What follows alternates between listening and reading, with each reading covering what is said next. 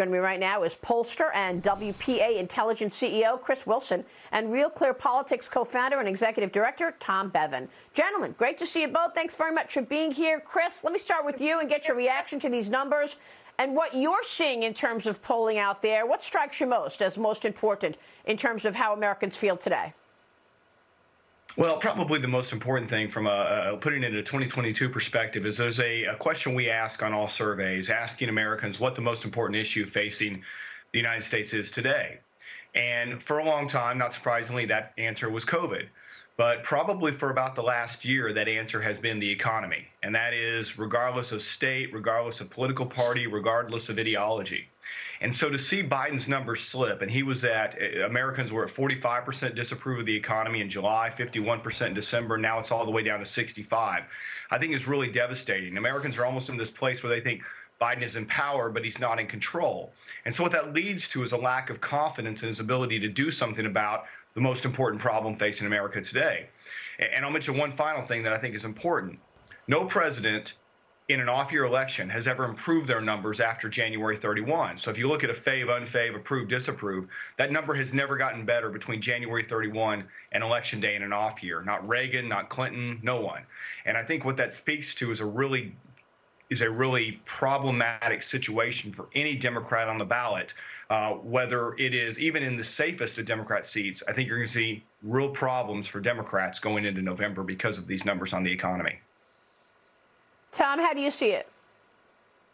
Yeah, look, I agree with Chris, and this is across all polling. I mean, it's the economy, it's inflation. And Biden's approval rating in our Real Clear Politics average is at 41%, which is a little bit off of his all-time low, but his approval rating on the economy is about 37.5%.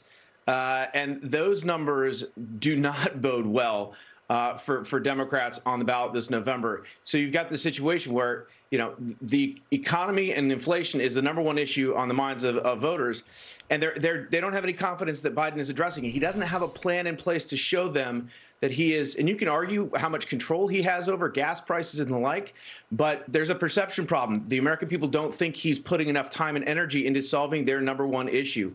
And so Democrats are paying a political price for that.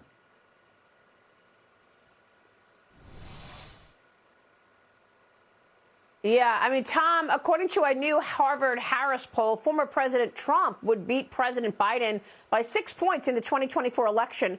47% of Americans say that they would support Trump, 41% would support Biden, and 12% remain undecided. This poll also reveals that Trump would have an even bigger win over Vice President Kamala Harris, projecting a Trump victory by 11 points. Your reaction to this poll, and a minute ago you said Americans believe he's in power, but he's not in control. Is that a national security issue? Well, I think Chris actually said that, so he can speak to that issue. But to the 2024 matchups, I mean, I think what these numbers show is just how weak the Democrats' position. And I mean, you know, Trump is not on the ballot right now. And so were he to enter a 2024 race, I think things might change. But the number that jumped out to me, Maria, from that Harvard-Harris poll was the generic congressional ballot, Republicans leading by 6 points, but among independents leading by 18 percentage points on the question of if the election were held today, would you vote for a Republican or a Democrat? That is a massive number. That is also a national number. So you got to think in swing districts, that number is even more lopsided in the Republicans' favor. And those are wipeout numbers. I mean, those are really catastrophic numbers for the Democrats. And they've got to do something to turn that around, or they're going to lose big in November. Yeah, but unfortunately, I agree. Tom, you know, you would think that now that we see all these numbers, that the administration and the Democrats are pivoting to the middle, but they're not. They are jamming through the Build Back Better under the title budget for fiscal 2023. They are talking about the moderates not being left enough. Look what Alexandria Ocasio-Cortez just said. So, Tom, you know, you're right. The numbers are horrible, and it does not bode well for the Democrats. But I don't think they think that they should be changing at all, because you're not seeing any pivot at all. They're still, I mean, this is about policy. Totally agree, and inflation is the biggest issue, and the the administration's tried a variety of strategies. First, they said it didn't exist, then it was transitory, then it was if we spend a couple trillion more, that'll help. Then they said it was Putin's fault. None of that has been working, and so the problem is, from a policy perspective, the things that they would have to do, that Biden would have to do to really deal with inflation, boost domestic energy production, for example, as just one item, is something that he's in a box he can't do, because that would provoke a rebellion on his left, and he can't have that either heading into an election. Yeah.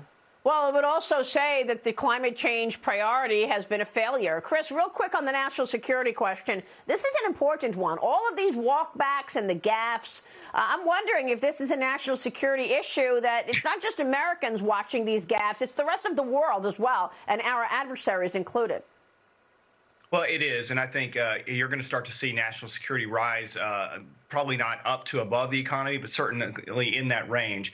And I think one of the things that we haven't really addressed, and you kind of alluded to it, Maria, is the fact that Biden is now not just developing problems with Republicans and independents. I mean, Tom mentioned, as he said, wipe out numbers with independents in the generic ballot, but even with his own base. What we're starting to see, and we saw the beginnings of this with Glenn Youngkin in Virginia, where he won a record plurality or record number with Hispanics and African American voters. We saw Republicans pick up a seat in the Rio Grande Valley down in Texas in November in a special election. And so we're starting to see Hispanics and African Americans make a move to the Republican Party where they've been the base for the Democrats for a long time because of those far left issues and because of those national security issues and because of people like the Squad. And that is really problematic for them.